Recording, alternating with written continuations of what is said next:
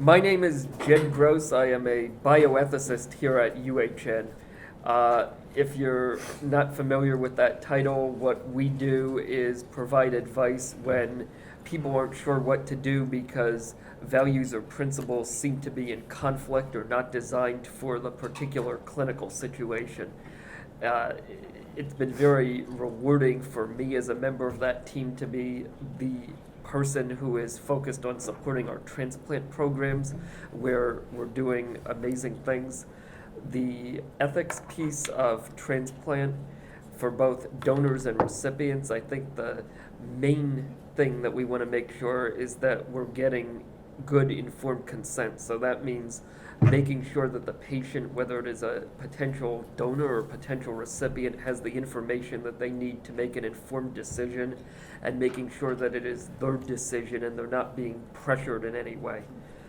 Beyond that, there are some unusual wrinkles, especially at a place that gets the volume of cases that we do, where maybe an individual who is a recipient has a religious objection to blood transfusion, or someone who is interested in living donation wants to donate part of their liver to a complete stranger, or just something that we're not used to in the ordinary course of business, and that's where I sometimes get consulted. The advice that I give is not directive. I don't personally implement it, but hopefully we can add value by talking things out together aloud. I'm going to introduce now our two guests on the panel who can offer a lived experience perspective that I do not personally have, and they are Sonia Munoz Aguilar, who is a living liver donor, and Jaime Munoz, who is the recipient of her liver donation.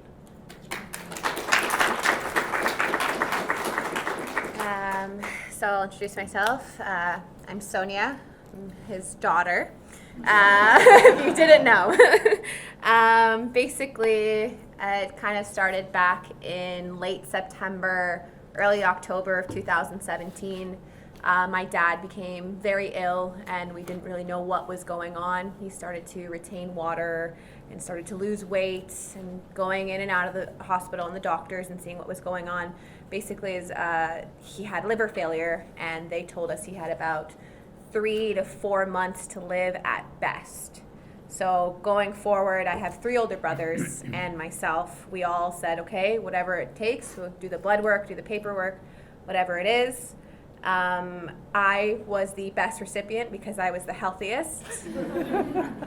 So great. The chosen one. So I was the chosen one, yes.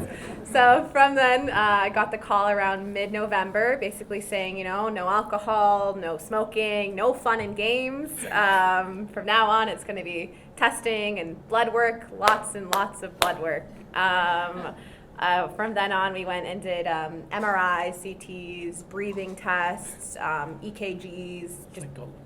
I met a psychologist, met social workers, everybody basically. And throughout the entire process, they were always making sure, are you okay? Like, you don't have to do this. There's no one forcing you to do this. This is voluntary. Like, they always made you feel like you were fine. Then I got the call on December 10th that they had chosen the date of December 21st for the transplant. So everything really moved quickly just because of his situation. December 21st, I went there in the morning into the waiting room, and when I was there, my name wasn't on the list. And I saw a little sticky note behind the desk saying, when Sonia Munoz arrives, call this extension number. And they did, and at that point, I think it was Dr. Grant that came over and said to us that unfortunately there is no surgery today. There wasn't enough space for my father and I. So they had to pick a new date, and because it was nearing the end of December, it was a bit more short-staffed because of Christmas and holidays. A lot of people were off. So they said that it was typical for it to be more January, end of January, that they would do it. So of course, my father and I were heartbroken and devastated, but we understood. And on the 26th, I got a call from the coordinator saying we've picked a new date and it's going to be the 28th. And in my head, I thought January, and she said, no, December. 2 days, it's gonna happen, you know, we have the rooms, we have everything for you. So we get there, and my name is on the list this time. Get in. It's like a hall, like you go into the waiting room, and then it's like a hallway of beds. I had my bed, I had my mom by my side, I met my coordinators, surgeons, doctors, the anesthesiologist, everybody before going in. And then I remember being wheeled away and saying goodbye and going through the doors. And I met the team. If you were to ask me who their names are, I could not tell you. But one thing that actually kind of resides in my head is I remember being on the bed, and before being like out cold, the surgeon said, "Oh, like, what do you do? Like, tell me about your life." And I was like, "Oh, like, I serve and I bartend." And he's like, "Oh, I'm gonna make you a cocktail and you're not gonna feel a thing." counted back from 10, and I was gone. After about like 6-7 hours from the surgery, I woke up, and they tell you, you know, you're gonna be attached to a catheter and you're gonna have the wires here and in your nose. It's different being told than to actually wake up to all these type of things on you. And I was like, oh my goodness. But I woke up, I was fine. I saw my mom and my brothers, and we made it. I was in ICU for about 2-3 days, and then I got moved to a general ward. And I think on the 4th day, my coordinator came over, and she's like, all right, like, it's time for you to get up. Like, you've got to walk, you've got to get through this. And she said, do you want to go see your dad? And I said, absolutely. So I remember getting a walker and having to like use all the strength that I had, going down the hallway and then going up the stairs and seeing him. He was attached to even more things than I was, so I was another huge shock for me. But to see him there and to see him so much better, like the color in his eyes from yellow, they were starting to go white. His skin was starting to get better. He didn't look as sick and as fragile, because I've known this man for 25 years and he's always been a bigger set man, and for him to just lose so much weight and so drastically, you lost like 110 pounds in like 2 months, two and a half months, something like that.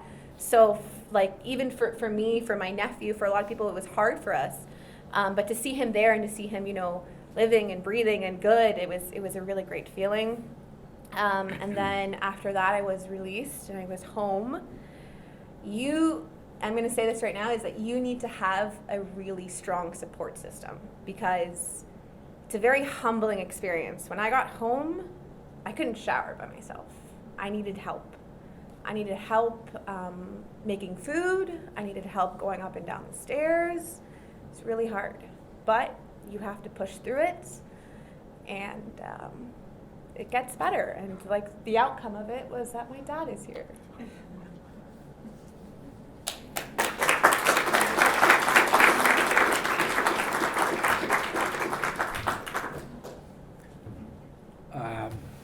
Thank you very much for coming today, and thank you very much for Paula to invite us. It was a great opportunity. It's actually for us, because we didn't have this chance. This is the first time. So you're the chosen few. At this point, you're the first one to have this opportunity to know exactly what happened to us. So we're here to tell you exactly what happened to me. And it was really, really, really a long journey. And it was a painful journey. I think a few of you're already feeling right now. But it's really hard. But with the support, as Sonia said, we have to have a support system in place. For me, it was detected. It was, I never expect this one. As Sonia said, I was 240 pounds. I would just basically have 2 years after I have my early retirement from the company. So I was enjoying my life, enjoying my grandkids and everything. Suddenly, something happened. Something snapped. Something changed in my system. Something changed in my body. Something changed. We don't know what happened. So by the time they detected, they told me that I have cirrhosis, and I was a fat liver and something like that. Before this one, 6 years ago, I was an alcoholic, and I stopped, and now I'm totally sober, almost 7 years now. But at that point, and believe me, it's taken me a lot of courage to tell you this one, but this is important to know, because of if somebody suffer there, they need the support and they need to be there. They need to be close. So for me, it was really hard because I thought it was, oh my God, because I was drinking. And then guess what? It's not because it was that. Because my son told me, Dad, you were okay after all this all the stuff that happened to you when you were drinking, and now you have this one. And we thought it was because of the alcohol, but we found out it was not. It was something else. So it was a lot of frustration in my family because I said, Dad, we didn't expect to die too soon, right? I was 53 years old at that point. And then there were a lot of work from my family. Honestly, it is really hard. Because for me, this is the first time, I think, this is the first time I'm talking openly to a lot of people. I used to talk in my groups, but not to this point about my journey. So it was really hard. So when I was detected, and then at one point I couldn't make it at home, so I have to go to the hospital. The hospital told me, okay, you have this one. You're gonna be placed in a hospital, and they were draining me all the fluid that I have in my stomach, and it was painful. I didn't have an idea when I saw that big surgical something they put in my back to suck it up, all the liquid. But it was really painful. For me at that point, I was so many under drugs. I have so many drugs in my body that I couldn't feel it. I couldn't see anything. So my brain started working really weird. But it happened that, and then I was transferred to this hospital, Toronto General Hospital, and it was amazing because I have to wait until all the tests been done. All my kids, I have 4 kids, including Sonia. That was my baby because it's the last one. So as she said, they were tested, and they were hoping that it was at the end of the light, at the end of the tunnel, it was a light, and it did. It happened to me, and I'm proving alive, that I'm alive, that I'm kind of like a miracle, because thanks to the doctors, hospital technology, it's amazing what you can do. And I just remember when I saw Dr. Galvin 3 months ago. She was the doctor that was in charge of after the surgery. I was really a pain in the neck. Oh my God. I was really bad. You can't even imagine. To the point where the surgeons were like, listen, we don't want him here. You guys gotta take him. Even the nurses said, why you send this guy over here? Honestly. But because I have a disease in my brain, it's the addiction. And when I have any drug, in my case it was the alcohol, but in this case I have so many drugs, my brain started working exactly like an alcoholic. So it was like a pain in the neck. So, so as Sonia said, it was really hard for us, but thanks to the support of my wife, Sonia's mother. That's that another she- thing, yeah. that Like, without her, yeah. we won't be here. We were telling At you one everything. point, she had her husband and she had her youngest and only daughter in major surgery. So that woman just deserves a round of applause in itself right there. It's in the back over there. So that's what I say. It's very important to know, to be sure that you have a excellent support. Any friends, it's amazing. When you were sick, I was sick, people that were getting at my home, and I don't know if I was crying or not, but when they saw me, they were crying. And I said, why are you crying? Can you imagine seeing a guy losing 100 pounds in 2 months? It was kind of like depressing, right? Like, it's really bad. But finally, we got the transplant. That was the day, and it was. I only remember that I spent like, I don't know. For me, there were days during the surgery. I don't know how many hours there were. I think there were 12 hours, something like that. But after that, I saw pictures, me connected to so many machines and so many hoses and stuff like that I can't believe. And after that, I'm here. After a year, 14 months, I'm here, thanks to the care of the family, the doctor, the hospital, the nurses, everybody. You can imagine the amount of people that work here giving you support, even the person who pick up the garbage. You won't believe when you are there, when you live there in those beds, you would realize how important is every single piece. in this hospital. It's amazing, and they work together in a matter that everybody has to be safe. Yeah. As I say, I was a pain in the neck, and I'm sorry to those that had to deal with me, but that was our journey, right? I would like to tell you more, but this is basically, it's about you right now. For us, it's just to tell you it's possible. It's a miracle. And you know the definition of miracle. Does anybody knows the definition, what is a miracle is? I know for sure you know. What is it? So miracle is a very simple definition. It's the suspension of the temporary suspension of the natural law. Something happened in our life that stopped for a second. And when they stop, something happened. People, religious people, they call miracles. Science call, I don't know how they call, but they have to call something. But it's something happened in that moment. At that moment, is basically they give you a new life. And I have the chance right now, and I'm still fighting because it's not easy after 1 year. I still have some issues.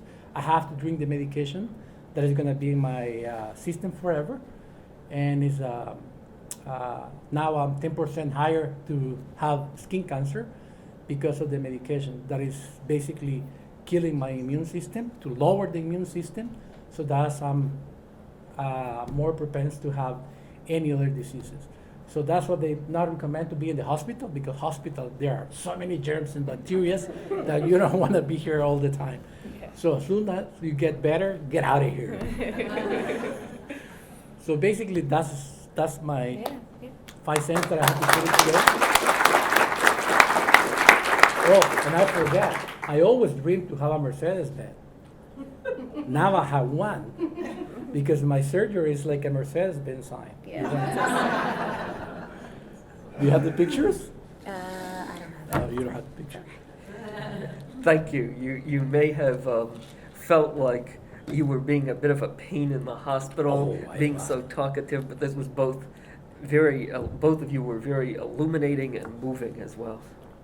If I may ask one question of each of you, Sure. Sonia, how long would you say it took until you were back to your usual self? Was there a point at which you felt like your old self, or what did the recovery look like after the first few weeks? So going into the surgery, I lived a pretty active life. Like, I went to the gym 4 to 5 times a week. I lift heavy things. I'm on my feet constantly every day.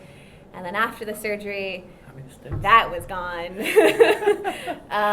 It took, the doctors told me, because my job is an active job, it should take the 3 months to fully recover and to keep it easy. The first month was very hard. That month I did take it slow and took it day by day, because you're losing your core. So now your back is doing the work of your core and your back. So it's a lot of added stress to your back. But I think it took me maybe like 5 to 6 weeks to kind of get back into a groove of it. I was back to work within 2 months. Obviously, I wasn't allowed to lift any cases of beer or change any kegs. The guys in the back wouldn't let me do that. But I was pretty much back to a good routine probably within 3 months. And now I think actually now I'm stronger than I was before, because I have that added thing of, you know what, like, this isn't going to stop me. Like, nothing's going to hold me back. I want to go back. I want to lift more. I want to push harder. And I have definitely seen a change. So yeah. You? And Jaime, if you could say a little more, it sounds like this liver condition really took you by surprise, but from that point on, is there anything that you wish you had known, either about leading up to the surgery or during recovery? Oh yeah, absolutely. If you were sitting in the audience now, what would you have wanted to hear from a recipient? Well, basically is all these tests that I have to go through, because you have to do a lot of tests. And in my case, I don't know how I lost my mobility in my left leg. So I don't know how that happened, but I have to learn. I have to walk and learn how to walk again, because there was no mobility. So that was basically, I had to stay more time in the hospital. And because of that, as a result of being more time in the hospital, I got a bacteria in my stomach. So basically, they had to put him in a different room, away from everybody else. So every time somebody get in my room, it was basically wearing all these suits and like you're going to space, something like that, right? So it was kind of weird because I feel like, oh, what's going on with me today? But it was kind of hard for me because I have to learn and I have to use the walker and then Yeah. cane and all these processes. I have to do a lot of more. Still, until now, I have some issues with my leg, but I'm getting better now because of I do more exercise. One of the stuff that I would like that at that point, that would back to your question is that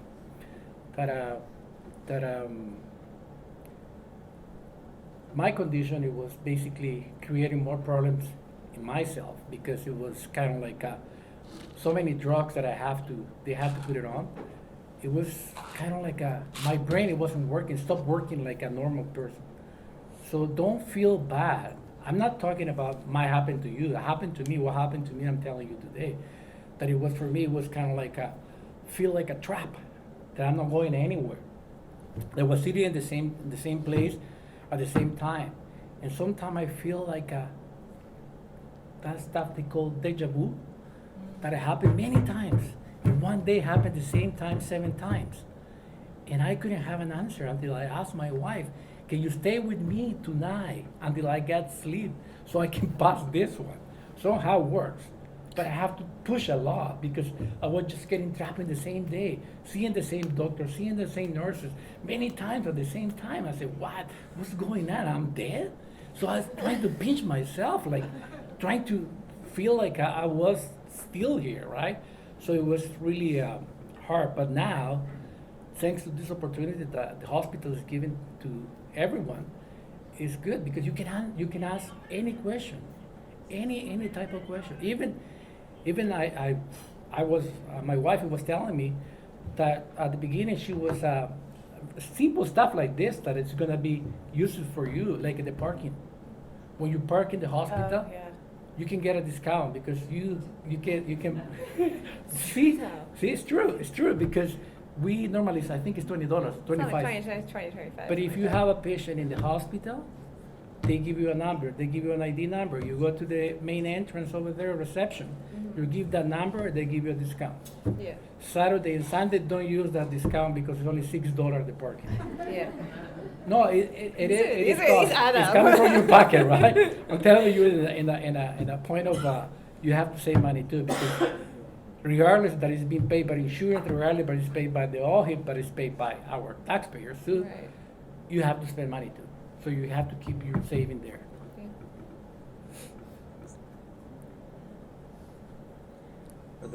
I thought I saw a hand, we'll Yeah. take some questions, sure. I had a question for Sonia. So this was just, so it's my husband and I'm just curious about how long it took before you, because you said you needed a lot of help, like even just showering, Yeah. and making meals and that type of thing. So we Mhm. argue all the time because he's like, I'm gonna be your living donor, and I'm like, but I need you to help me. Yeah. And who's going to help you? Yeah. Because our support, I mean, we do have people, but how long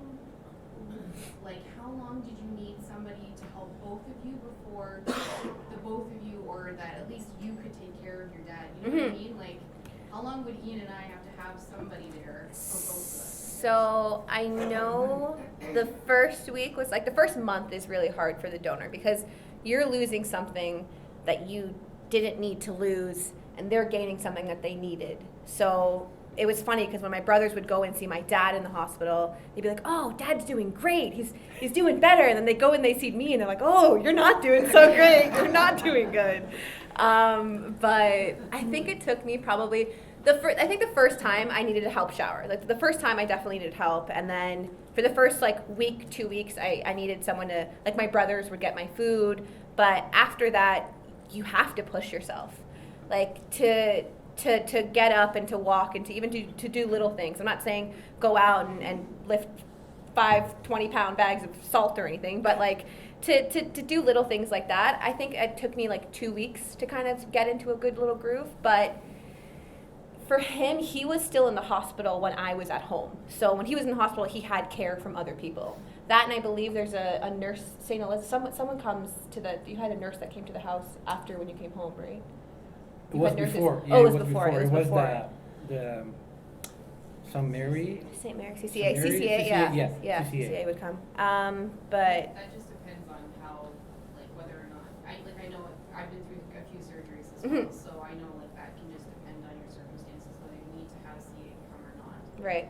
But I guess my biggest concern is, like I said, like, if you're saying, like, 2 weeks to do Mhm. little, before you can do little things, so I'm Well- thinking, like, it's just he and I, right? You can definitely walk after. Like, yeah, I'm not saying you can't do But I like. mean, like, if we're talking, like, grocery shopping and all that Oh, stuff. grocery shopping, yeah, that's harder. That even they told us, like, in the beginning, I remember seeing like a little chart being like, okay, like groceries, like try not to lift anything heavy, like that kind of stuff. You just have to take it easy. It's hard, and it's hard to everyone's different too as well, right? Something for me might have been hard, but maybe for him it's gonna be easy. Like it depends, right? Since this is being recorded, in case the mic didn't pick it up, I think the essence of the question was if the person who is emotionally closest to you, such as your spouse, wants to be your living donor, how do you manage the needs that both the donor and recipient have for support people? I don't know if there's anything that either of you wanted to add, but I think this was helpful in painting a picture. Yeah. Yeah. Okay, Yeah. I see at least one more hand. Go ahead. So my question is for Sonia. Thank you for sharing both of your beautiful stories. I'm going to be donating my liver here next month. So my question to you is, if there was one thing that you wish you had known, or you wish someone would have told you before, what would that be? Okay, so something I wish the nurses would have told me is that when they remove the catheter, you have a certain amount of hours Yeah. to go to the washroom. Yeah. Nobody told me that. So when they removed it, I was like, all right, cool, fine and dandy. A few hours later, nurses come in and they're like, oh, you haven't gone to the washroom. We're going to have to redo it. And I said, nobody told me this. They continue to do it anyways. That's one thing for sure that I wish someone told me. Another one is the food is terrible. I'm sorry, guys. You guys are a great hospital, but the food isn't the greatest. Booster juice is in the downstairs level. That's a great one. It'll help you get through a lot. When I was doing it, you luckily won't have too cold because when I went in for it, it was December, January, so it was really cold out. So when you had the cold air, it would hurt on your stitches.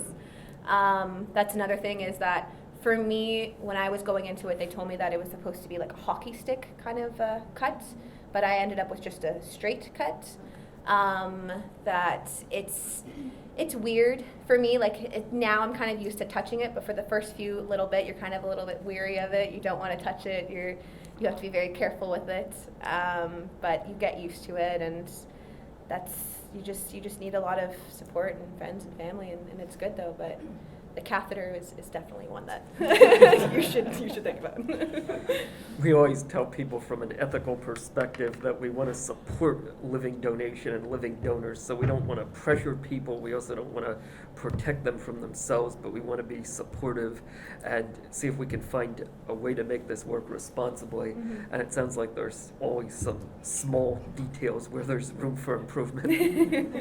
I think right now what I'm going to do is invite two of our transplant social workers to join us up here. Laura Middleton, who is now focused on working with living donors, and Sonali Pendarkar, who works with liver transplant recipients to share their perspectives. If you'd like to seat the chairs. Sonali, why don't Okay. we start with your insights? All right, so I see some familiar faces in the room. So my name is Sonali Pendarkar. I'm one of the transplant social workers. I work with the recipient group. So really my role is to meet with patients, families, support people in the assessment phase to get a picture of your life, to see who are your supports, what are your financial resources, what are your resources in general, to help you get through the transplant process, the waiting process, the actual transplant, and the hopefully very long post-transplant period, recovery, and the rest of your life. And to really help give you resources and ideas about what's to come, and also what resources are available to you to help make all of that easier. So that's my primary role, the assessment piece, but then also to be available as you need while you're waiting for transplant and sometimes post-transplant to answer any of those questions that you may have about what's going on, what's coming. Sometimes we're the link to the medical team that I don't know who to ask about a certain question, and we can direct you that way. And just sometimes it's a listening ear when you're frustrated about the wait, which we all know, as we've heard, it can be a long wait. Just to normalize those feelings of frustration and fear and worry about what's to come, and to be that support for you. So I'm really happy actually to see so many familiar faces in the room. It's a nice opportunity to just say hello and see how everybody's doing. So so that's me. So I'm Laura Middleton. I'm the social worker with the Living Donor Program. I'm a relatively new face to the program. I've been here for about 3 weeks now, but not new to transplant. I've been here for almost 7 years now. So my role is largely similar to that of Sonali's in the way that I conduct assessments with people who are wanting to move ahead to donate. And it's really, we've been hearing this word a lot, it's safety, safety, safety. And we're wanting to make sure that the decision to donate is one that's safe for you from an emotional standpoint and also from a practical standpoint. So a lot of what I do is speak with you about your decision to move ahead, how you made that, and are there any other factors that have gone into this? And Zubeida really well illustrated that it needs to be a voluntary decision. And you also illustrated very well, Sonia, that you get asked that repeatedly throughout the process. And so I also talk with people about their support plan. So some of the big picture pieces, who's going to be with you to help out, to some of the very nitty-gritty, talking about grocery delivery services and those kinds of things to sort of help you through those early periods of recovery. And yeah, it's really, it's a chance for us. I have to say the Living Donor Program does a beautiful job of getting to know you from a medical standpoint and also from an emotional and personal standpoint as well. And my job is to really just delve in there a little bit deeper and get to know the full picture of you moving ahead and how we can support you. And that's me. I think looking at the development of transplantation historically, as it has become more predictable and subject to human control, we've gone from a kind of selection mentality where we're trying to find the perfect recipients for organs to a role of enabling and facilitating and trying to help people address any supports or needs that they have to make this successful. I was wondering, Sonali, if you could tell everyone, particularly in the case of patients who may be waiting for a deceased donor organ, what kinds of resources we may be able to connect people with in the community. Just start right in there. So I think the best support that you have is the network of people around you. And the more robust your support network is, the more distractions you have, the more ability you have to get on with your day-to-day life, whatever that may look like. There are, the Liver Foundation certainly offers support groups if that's more your cup of tea. And there's chapters all around Ontario. I believe the chapter in Toronto has a number of liver transplant recipients who speak and are part of that group, so I've heard really good things about that. We are at a bit of a loss, I think, for formalized support options for our liver transplant recipients. I don't know if that's a product of our patients being very unwell, most of them, as they're waiting for transplant and an inability to get to those resources, or whether it's, I don't know. But I know a lot of people will go online to chat groups and things like that, and a lot of those can also be with American data, so we have to be careful about that, because what's available and how things work in the States is very different than it is here. But it is a challenge. It is, I think, a lacking resource that we definitely need to look at and build up. So not a lot, unfortunately. Well, hopefully we're moving in the right direction. Laura, thinking about what you do and realizing that you are somewhat new in this role but not new to transplant, is there anything that you would like to emphasize that is unique about working with living donors or potential living donors? My goodness. The sheer generosity has been astounding to me. That has been the piece that's been most striking for me. It's quite an incredible thing to do what donors do. And I think that has been the biggest piece that's been eye-opening for me. Because I was previously working on an organ recipient side. So it's, and in terms of working with individuals who are wanting to donate, I think the pieces that come up most often, and that we may need to build some more resources around in terms of education and information to be able to hand out, would be just around things like income replacement or how to speak to work. Information like that, really practical things to make sure that you are set very well from all of those aspects, your financial, your support aspects. And so I'll be taking a look at some of those things as I continue on, but those are some of the main points, and just making sure that people are aware of those resources even before you make your decision to donate, perhaps, so that that decision might be a little bit easier. I think the best use of the remaining time would be to just open up the floor to questions for any of the four panelists, if you're game. Not really trying to be mischievous, but in terms of income support, has anybody had a fight with unemployment insurance for being sick? Would they say you've done this intentionally and then would give you unemployment insurance?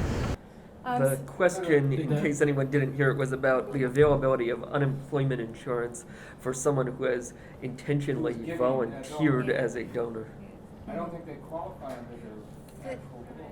So, go ahead. They do. It is a bit of a struggle. It did take me a while to get unemployment, but eventually they do. It just takes. Oh, It you just. don't need it. It takes a while. I got it by the time I was back at work, but I was like, hey, there's a bonus. And so that's one of the things that we do talk about as well, is there is a delay. I hear often it's 2 weeks or more Oh, yeah. in terms of your gap for income, but there is that support from EI. There's also potential income replacement through the pre-laud program, which you can apply for in addition to.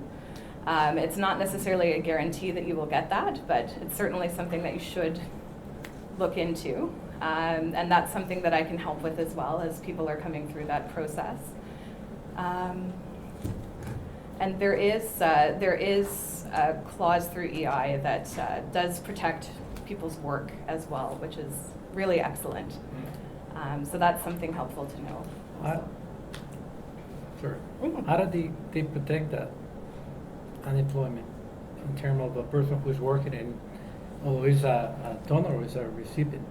How does it being protected? So there is a policy in place with EI that does state that if you are donating an organ, that you are able to return back to your work. In terms of how that actually works in practice, to be honest, I have not experienced that yet. But there is that policy there. You can find it on the EI website. And we, Question for Laura. go ahead. Sorry. Just speaking from a recipient's perspective, trying to reduce the amount of anxiety on the part of the recipient of a living donor going through the process. And it seems like a bit of a black box because we don't hear anything, we don't know how the process is going and how a potential donor is doing. And so time goes by. Is there some way to improve that communication? Help that along? That's a Mostly really, for the donor, not yeah. for the recipient. Yeah. So the question is there a way to improve the communication to the recipient to alleviate some of the anxiety about their donor? And to be honest with you, that process I'm not quite sure about just yet. And I'm not sure. I could comment on that. So once again, the priority is on donor safety and well-being. The problem with informing the recipients about the donor workups is it's a breach of privacy. And in fact, sometimes even just saying there's somebody in workup is a breach of privacy because, for example, the recipient might know that there's only one person that might be thinking about this. So as soon as you say that there's one person in workup, you're disclosing something that actually they may not have chosen to tell the recipient yet. And for example, sometimes donors will step forward and want to be evaluated, but they don't want the recipient to know often because they don't want to disappoint them, for example.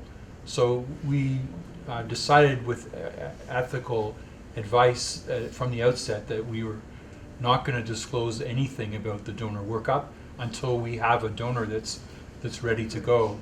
And what we tell recipients is, look, until you get that phone call saying we've got a live donor for you, keep looking, keep reaching out, and if you haven't heard something, make that circle bigger and bigger as you're comfortable with in terms of your own privacy. And we do recognize that it's stressful for recipients, but it's an example of where we feel we have to prioritize the donor privacy and well-being first. If that didn't get picked up, although we're very grateful for donors and recipients who are willing to speak with the public about their experience, what Dr. Grant emphasized was that during the donor workup process, it is of utmost importance to maintain donor privacy to ensure their well-being, and as a result, there are ethical barriers to sharing information about a donor's evaluation with the recipient while it's ongoing. He also noted that for a person who is being listed, it may be wise to continue looking for donors until you hear that you actually have someone lined up and approved for donation. And finally, of course, the donors themselves often have conversations with the intended recipient. There's no prohibition about the donor disclosing whatever information they're comfortable sharing at the time. But there are privacy laws that prevent us from having disclosing any additional information. To be clear about the ethics of this, it's all about donor autonomy. If the donor chooses to talk regularly with the recipient, we don't view that as a problem. We're just not going to be the conduit for that information, especially without consent. Just to further on that, that's my dad didn't know up until our first date was the 21st. He didn't find out till the 20th at night. We told him because we didn't want to give him false hope. We didn't want anything to happen or to mess around with that. So he had no idea. So my family and I, we all knew, yeah, this is going to happen, but he had no clue. It's another thing. Yeah, actually, I didn't have any idea Yeah, because you I had just no keep idea. waiting until it was something in my body. It's a protein or something. I think it was potassium or something that I had to reach 125. So I have a Yeah. board in my room. Every day they had to test it because every day they have to take blood from me. So it was 125. I always hit 123, 122, Yeah. 124, but never 125. I said, for God's sake, when am I gonna get 125? When you get the donor. So I have to wait until it reached that. But I was part of that. I didn't know. Yeah. I didn't know. I was just basically focused on, when am I gonna hit this one? Well, stop drinking water. Oh, that was another thing that you have to keep in mind when you're in the hospital. Cannot drink more than a bottle of water every day. Well, you. especially. In my In case. his case. So I was Yeah, he was the worst. He'd be like, come on, go get me some crushed ice. Like, shh, don't tell the doctors, just get me a little. And I was like, no, you can't I have want to any. bribe the nurse. Yeah, you're trying to bribe people for I like could water. give you It $20, was- you can buy whatever you want. It's Just the give me so worst. much. I know every case is different, but is there an average number of donors that you, for a live liver donor, to assess in order to come up with the one? Is there like 6 or 7? So for every 6 applications, we see 3 people, and Yeah. for the 3 people that we see, 1 goes forward. Okay. So that gives you some idea of the odds and why it's so important to keep looking for live donors. It also speaks to how important it is for us to do it as safely as possible, and therefore only a relatively small fraction of people that apply will go forward. And is that take into account that people would apply that might not be a blood match, or you're saying these are all out of that? So of the 6 people, they would all be a blood match Right. by and large. And then the others? Yes, by the way, it is possible to go forward with live donation with an incompatible blood group. There are some workarounds for that, so we wouldn't say that absolutely that's impossible.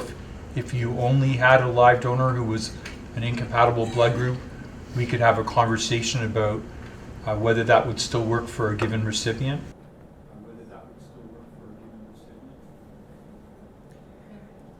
David just noted that for every 6 people who volunteer as potential donors for a recipient, 3 will typically be seen here, and statistically 1 out of 6 will ultimately become a donor. And he also mentioned that although usually these individuals are ABO blood type compatible, they need not always be what is conventionally viewed as compatible, or different techniques for managing that. I saw at least Chris, several that guy in the questions. back over there. Yeah. Yeah. What's in the future, if the transplant surgery itself is going to change, will the time become shorter for the surgery times? Will the procedure itself change? Like I'm assuming it's not the same procedure that it's always been from the start. Trends in where things are headed, or innovations in the surgical pipeline. Grant's coming home. You're in the best position to answer that. So, Yeah. you know, I mean, again, gray hair. You know, when we started, the surgery would often take 15 to 20 hours.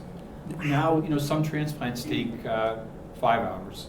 So certainly, you know, it's become more routine. I think that's a reflection of, you know, our center is the busiest program in North America. So, you know, with all that experience, we get better at things and it moves ahead more quickly.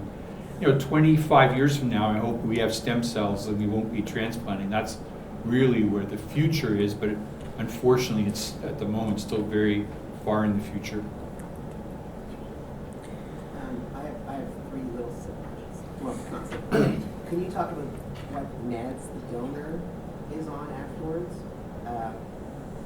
Female in pregnancy, being a donor, and organ size, if that was related to physical size of the individual. Yeah, so those are all great questions. So first question, I'll go from the last. So the liver, the volume of the liver has to be large enough to sustain the recipient, but there also has to be enough volume remaining behind that it doesn't pose an undue risk to the donor. So volumes not working out are a very common reason why donation doesn't go forward. Just like our external appearances are very different, our insides are different, and the liver's not always exactly the same shape.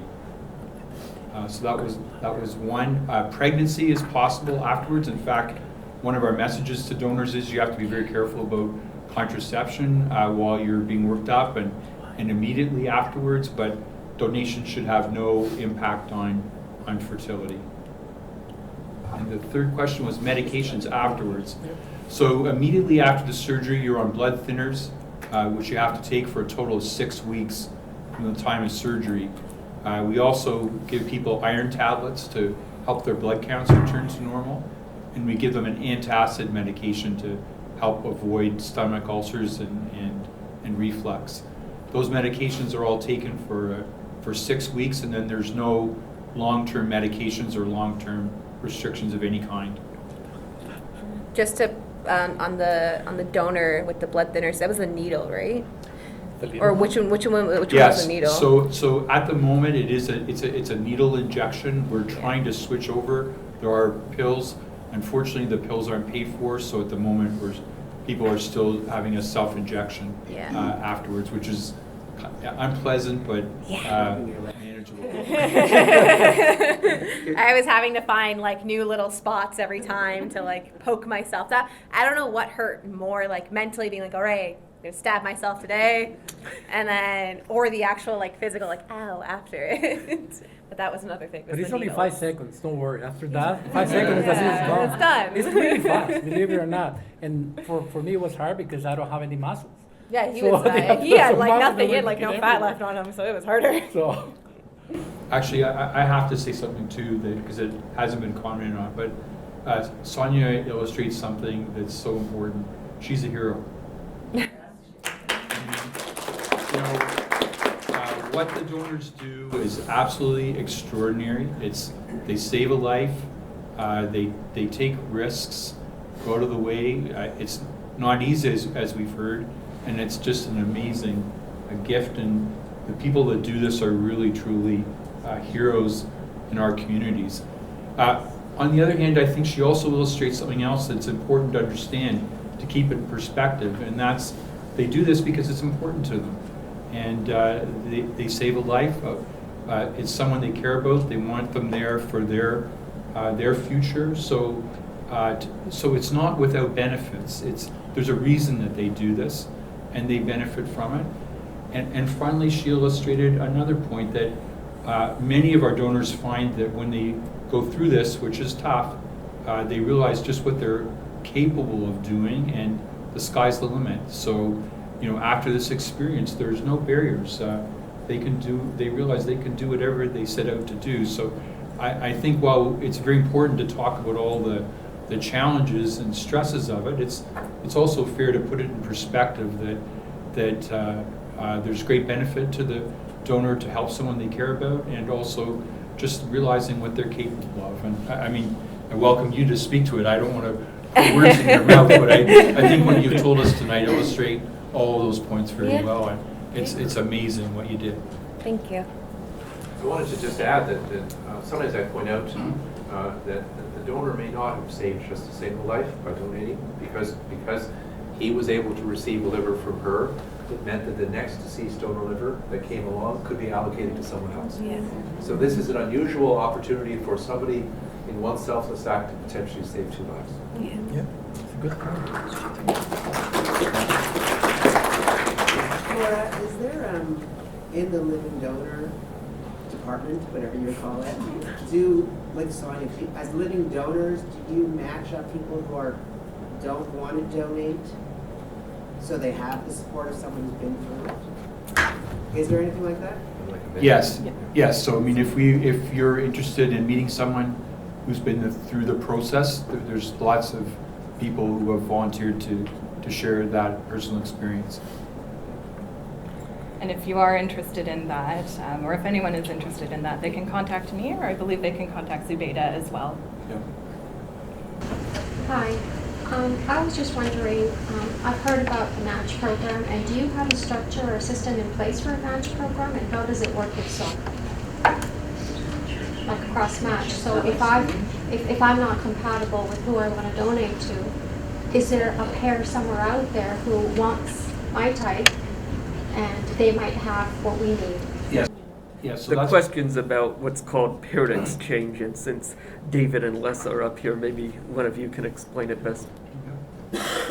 Well, David already mentioned that sometimes we will have a donor-recipient pair where there's a blood group incompatibility. So as an example, we could have a recipient who's blood group A, and a donor steps forward that's otherwise appropriate who's blood group B, and it would not be ideal to proceed with that operation. However, given the size of our program, it's very likely that elsewhere in the program there may be a recipient who's blood group A who has a donor that's blood group B, or perhaps blood group O, and they may also be in a similar situation. So as the program grows and as we have more and more people applying, and as we get the message out that ABO incompatibility isn't an absolute reason to not continue, we look forward to doing more paired exchanges. We did our first paired exchange last year, and I think the opportunity is there.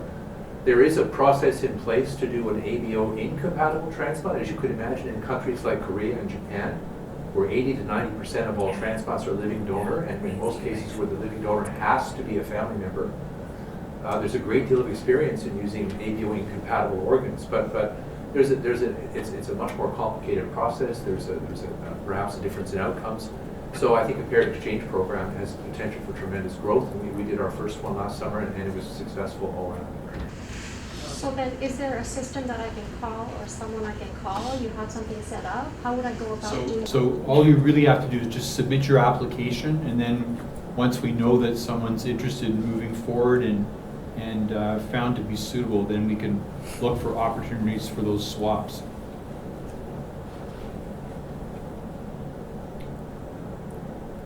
It was just a question. It's about aftercare in terms of diet. I've read the material that you put out in terms of just general and protein and so on. This is for a recipient. But some of the drugs that you minimize as you heal, the prednisone or the steroid type drugs, they create a craving for. So is it all right to deal with that craving with eating vegetables?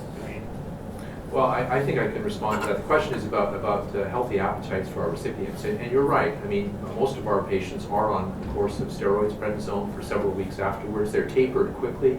Almost everybody is off by the 12-week mark. Some people a little bit longer, depends on the individual circumstances. And they do have a powerful effect on increasing someone's appetite. In addition to that, your body thinks you've been starving it for several years. And so the natural impulse for your body is to try to replete all those calories that have been missing. I call it the caveman reflex because your body doesn't know when the next woolly mammoth's going to come along. It wants to stock up now. So you have those two forces that really are driving you to increase your intake. And particularly in this era where we are transplanting patients with fatty liver disease, the last thing we want is to recreate the patient that we just transplanted, and which is a real issue for us. So we do offer some dietary advice. We try to taper the steroids fairly quickly. We try to get our patients involved in regular exercise programs as soon as they're able to do so, because we don't want to be in a situation where 5 or 10 years later we have to consider retransplanting that patient for the same disease we transplanted them for in the first place. I've been there, done that, not enough organs in the first place. So we and our patients are highly motivated to reset the table, to put it in a food form, so that our patients recover in a healthy way. And similarly in that regard, most of our patients are less susceptible to common infections post-transplant than pre-transplant. Liver disease has a tremendous impact on the health of your immune system, much more than immunosuppression does. And our patients are not only healthier post-transplant, but they're better educated. And are much more aware of those Purell containers all over the walls. And we actually see our patients being less afflicted by common colds and viruses post-transplant and enjoying more good days than bad days as time goes by. But it's an important part of the counseling we provide post-transplant. And I think in this era of fatty liver disease, it's going to become a huge part. Can't make a joke about fatty liver disease without saying something about size, apparently. It's going to become a big part of what we have to do. Speaking of options and recipient health, since not everyone has a living donor, and there are all kinds of people who have registered as donors in Ontario, is there anything you can say without going too far into the weeds about patients who might be willing to take either an increased risk organ or a liver that is hepatitis C positive and how that currently would work? Dina, do you want to direct that question? Yeah, sure. Here, you may want to use the microphone. You're not known for being quiet and tired. Well, not to go up. So thanks, Jed. So I think as everyone has said, there's obviously more demand for organs than the organs that we have. So sometimes we will get offers of livers that are what we consider to be extended criteria donors. So perhaps donors that die in circumstances where the circumstances surrounding their death are perhaps considered, such that we might consider them higher risk. So for example, if someone dies of a drug overdose, for example, and in that situation you might worry about other conditions like hepatitis C or HIV. And so if that is the case, if we get offered a liver like that, our first priority when we get offered a liver is to make sure the liver is good. So the main thing, the first thing we would say to patients is that if we don't think that the liver is of good quality, we will not use that liver. However, we recognize that sometimes there are factors that make it a higher risk than perhaps another liver might be. So in that situation, we will always consent patients. We'll tell them what we'll explain to them that it's perhaps not a higher than average risk, but we feel that it's good quality liver. And if it's a higher than average risk because of an infection reason, so for example, hepatitis C, we will ensure that they have testing for hepatitis C after transplant. And this is one, the hepatitis C one in particular, is one that's come up a lot more recently, because over the last 2 years, in North America and in Europe, we've started to use hepatitis C positive donors in patients who are not hepatitis C positive. And the reason for that is a few reasons, I guess. Previously on our waiting list, we had many patients who were hepatitis C positive, but now because we have such good drugs to treat hepatitis C, we have very few patients on our waiting list who are hepatitis C positive. Secondly, because of the opiate crisis, we've got a lot of patients who are very sadly dying of drug overdoses. Many of those patients have hepatitis C when they pass away. So for those reasons, we are now getting offered livers that are hepatitis C positive, and we don't have hepatitis C positive recipients on our waiting list. So we will always talk to our patients on the waiting list, or we're trying to consent people as we list them for transplant to explain that this is a possibility.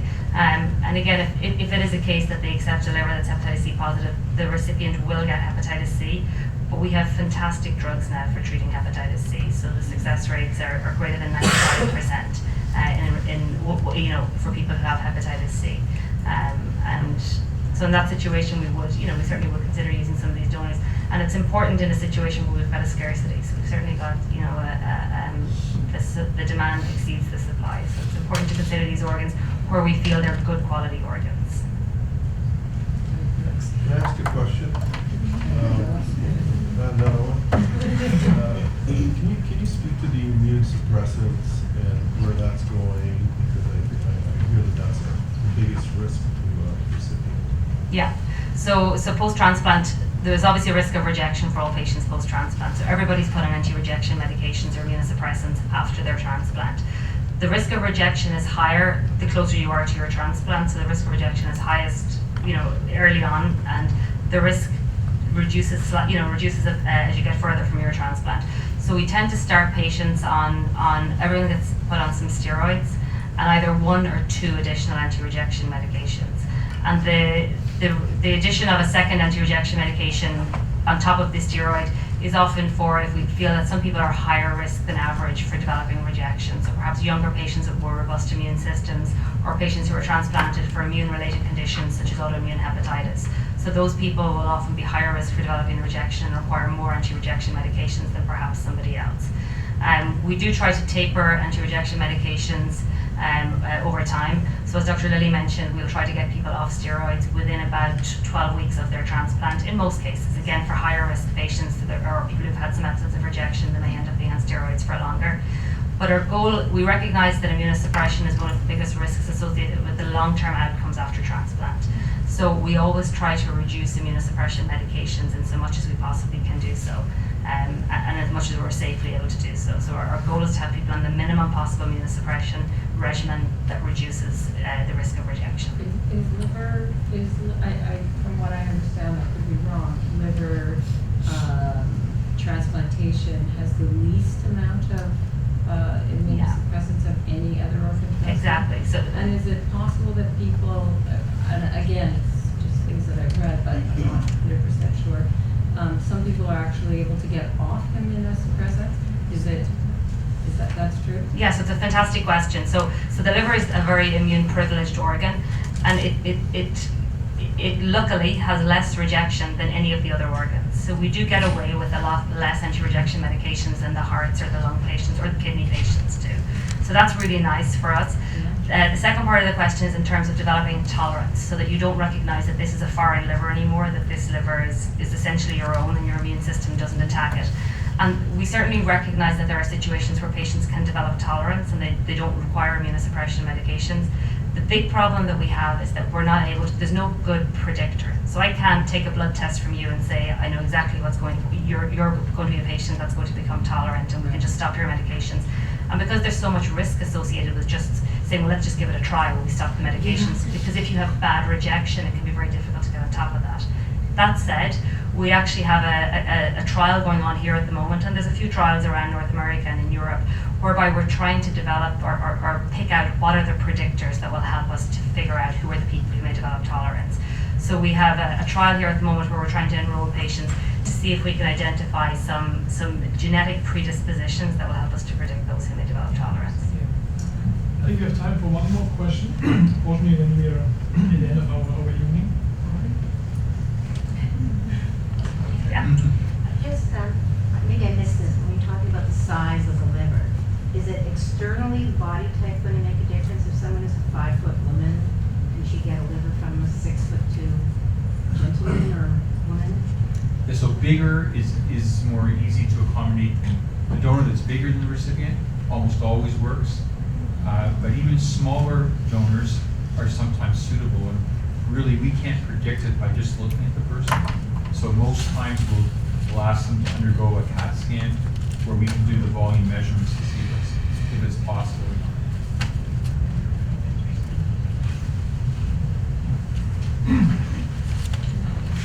Yeah, thank everyone for coming tonight. I hope this was helpful and we had some interesting discussions. Also, many thanks for our families joining us and all the speakers.